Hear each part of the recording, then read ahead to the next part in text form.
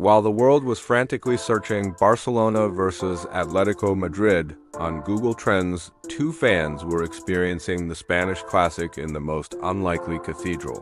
The worn leather seats of a 46-year-old Volkswagen Beetle parked not in a stadium lot, but in a modest garage in East Los Angeles. This isn't just a story about soccer.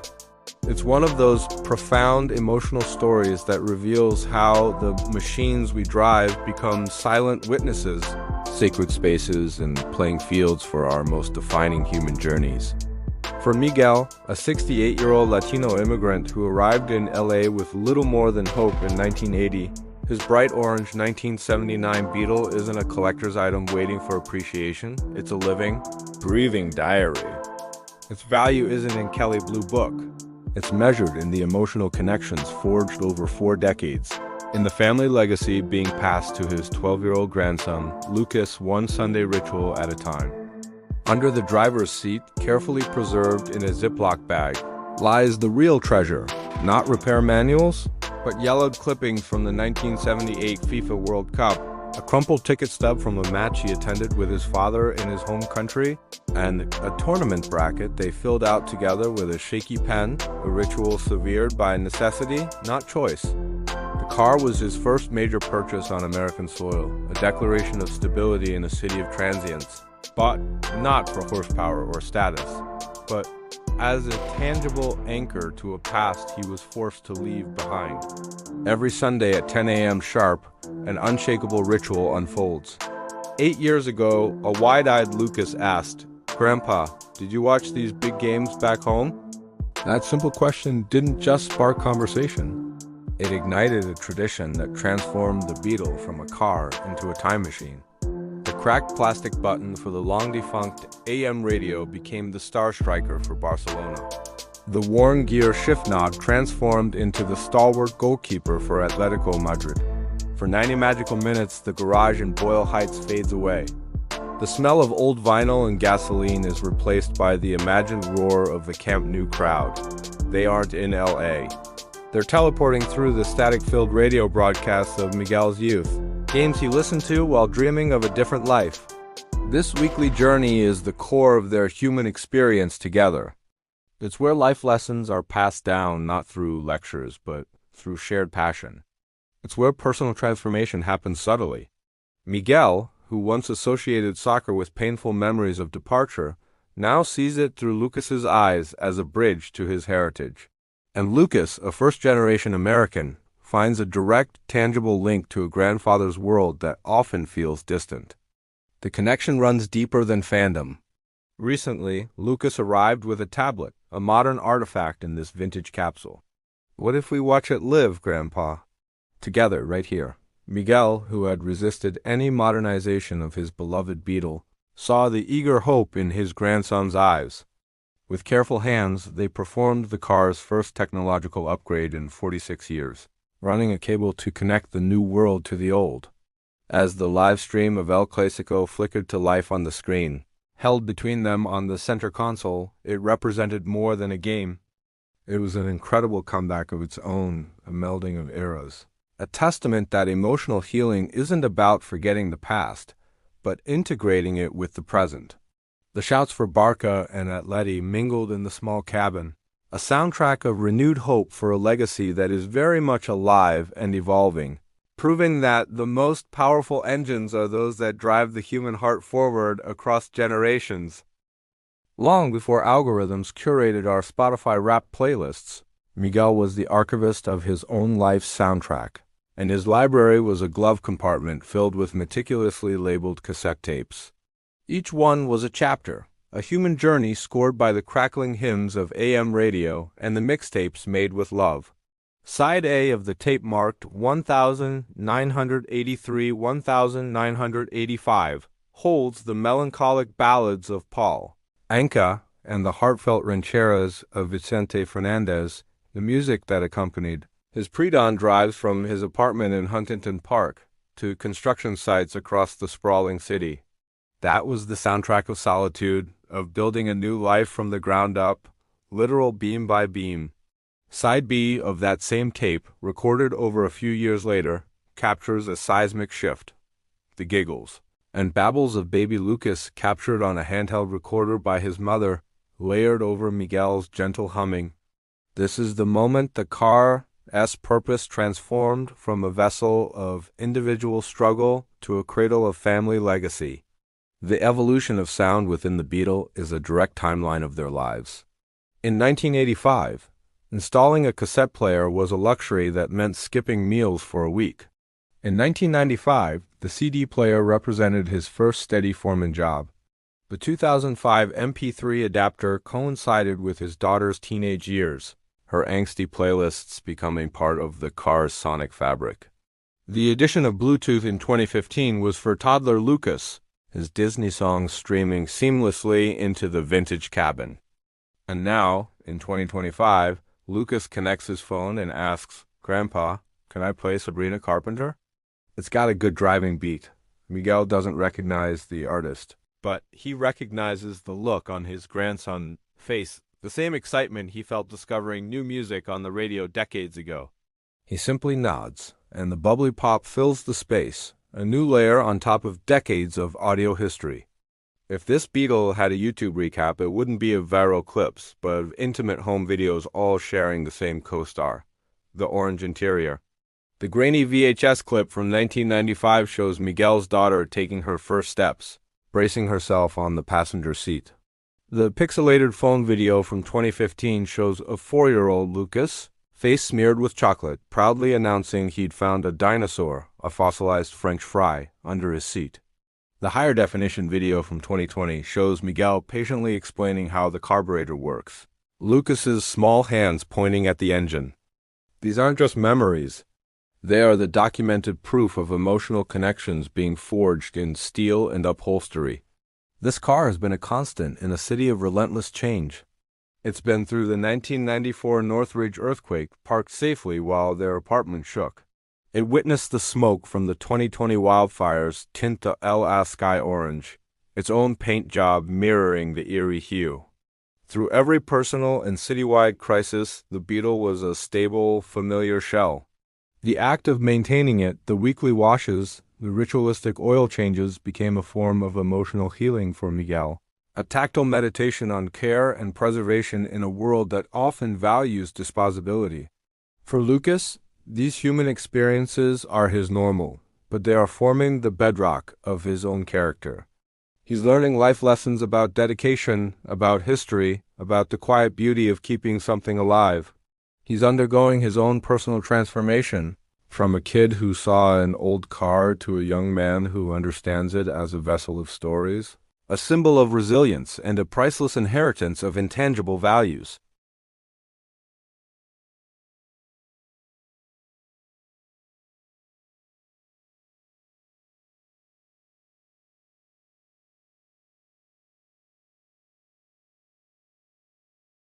His version was simpler, purer, and born of necessity.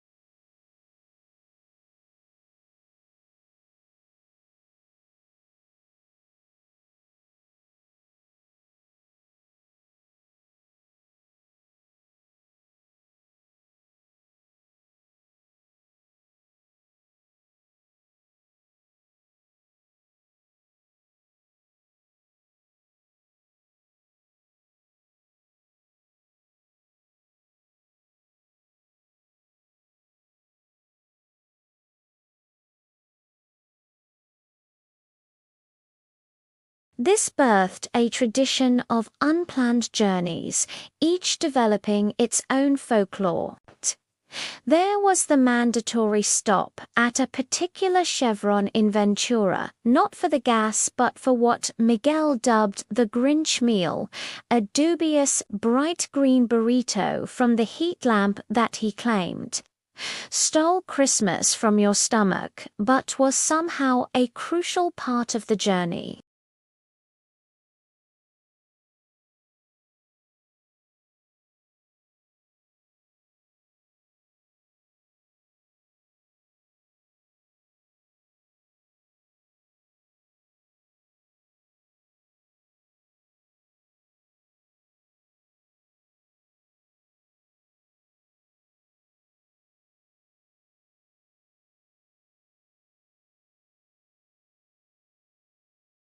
To Las Vegas would get a side of swinging big band tunes. These tapes were maps of mood, not geography.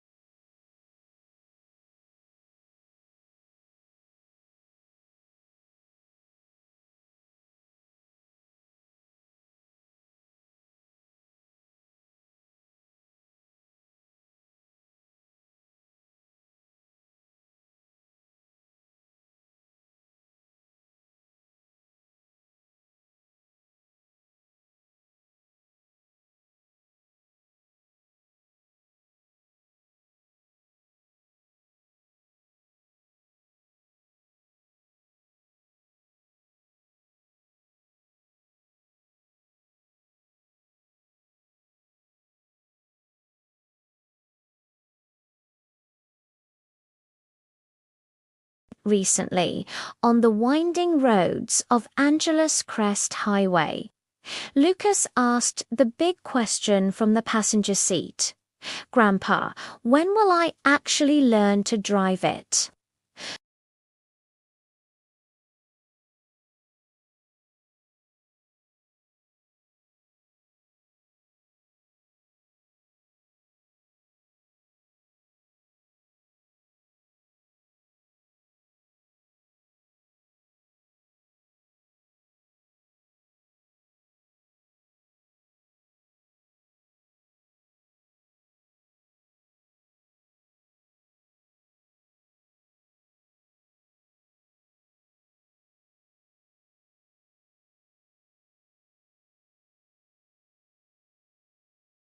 They were chapters in a manual on responsibility, attentiveness, and respect. The true family legacy he's passing to Lucas isn't the title to a vintage car.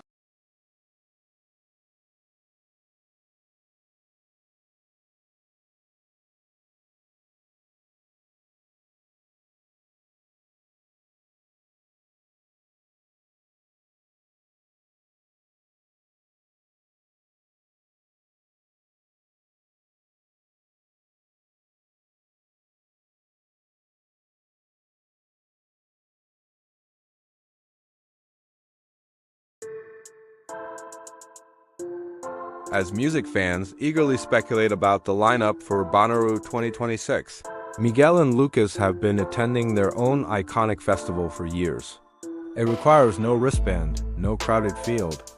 Their festival is Sunday in the Beetle, and it has a flawless decades-running headliner, uninterrupted connection. The schedule is sacred. 10 a.m., doors open with a review of the weekend's sports highlights, a warm-up act. 11 a.m., nostalgia set Miguel shares stories not found in history books about his homeland in the 70s, about his first years in LA, stories where the Beetle often plays a supporting role. Noon brings the main event, watching a pivotal game where the small cabin erupts with the energy of a stadium. The 1 p.m. encore is for planning the next adventure, poring over maps real or imagined. This festival happens 52 times a year, and the price of admission is simply showing up with an open heart. It's a masterclass in finding profundity in routine, a series of human experiences that compound into an unbreakable bond. Lucas, a digital native, has begun archiving this legacy in a way he understands. His Beatle Memories playlist on Spotify is a modern-day scrapbook. Each song is annotated with a story. Hotel California, the Eagles. Note, Grandpa says this isn't just a song. It's about the beautiful trap of LA. You can check out anytime you like, but you might not want to leave. Fast Car, Tracy Chapman. Note, the first time I really listened to the lyrics. Grandpa said it's the story of so many people who came here. It's about a car being your only ticket to a dream. Blinding lights, the weekend. Note, our anthem for driving down Sunset Boulevard at night in 2023, with all the neon reflecting on the hood. This playlist is more personal than any Apple Music Replay 2025. It's a sonic biography, an emotional story set to music. And within this mobile sanctuary, debates are the panel discussions. The merits of Suns versus Lakers can be argued with the fervor of music critics dissecting albums. The Lakers have legacy, Grandpa. Magic, Kobe, LeBron, Lucas will champion. Miguel will counter. But the Suns, they play with heart. They have grit. It's not always about the big names. Yet their most passionate debate is about the car itself. Lucas, seeing pristine restorations online, will ask, shouldn't we make it perfect? New paint, pristine interior? Miguel will run his hand over the dash, feeling the cracks in the vinyl like reading Braille. This isn't damage, Mio. This is patina. This scratch here? He points to a mark on the door. That's from your mother's bicycle handle when she was learning to ride. The stain on the seat? That's from the ice cream cone you dropped when you were 3. This is our history. We don't erase history. We honor it. This exchange is a powerful moment of personal transformation. Miguel sees the car's worn beauty validated through his grandson's contemporary perspective. Lucas undergoes a shift, learning to value authenticity and narrative over superficial perfection. He begins to understand that emotional connections are often built on imperfections, shared flaws, and the scars that prove a life was lived. The Beetle, in its unchanged state, becomes a monument to that truth, teaching that life lessons are often embedded not in shiny new things, but in the lovingly preserved old ones. Miguel, Joven Latino de 68 años, cabello grisajo cortado curto, rostro marcado por líneas profundas de experiencia, más fuertes y trabajadas que manicim o caro con precisão familiar. Lucas, gordo Latino de 12 años, cabello oscuro y desolenado, ojos castaños expresivos y curiosos, estatura en crecimiento que ainda se encoja ligeramente no banco amplio du carro. The final whistle blows on the screen. Barcelona R, Atletico Madrid 1.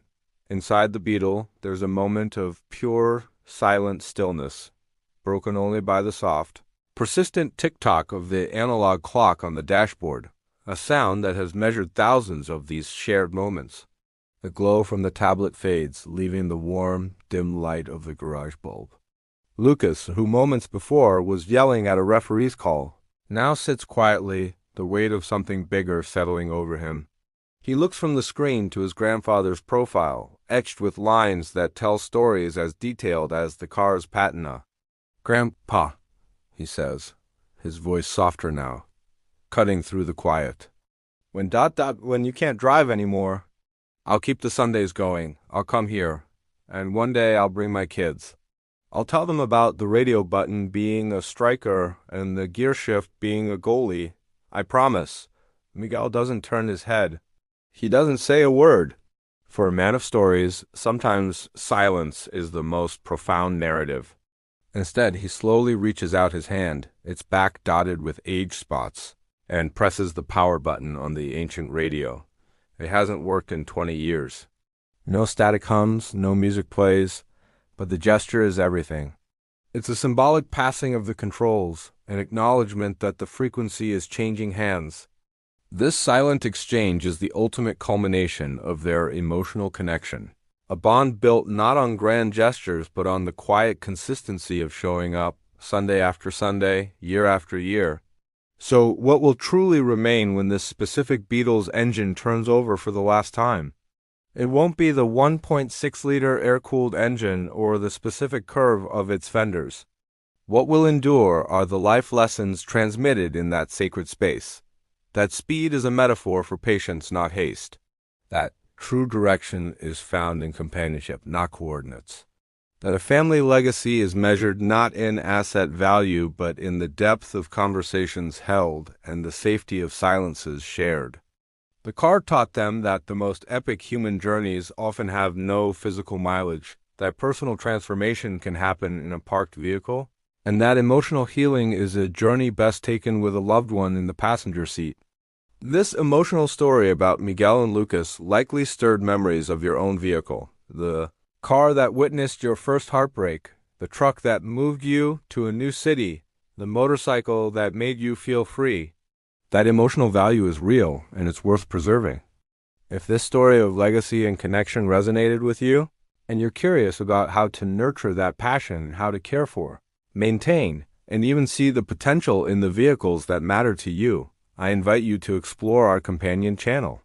We delve into the practical side of passion, showing how a deep emotional connection to automobiles can be the foundation for mindful stewardship and thoughtful planning for the future, ensuring the stories keep rolling on for the next generation. The road ahead is always more meaningful when you know what you're carrying from the past.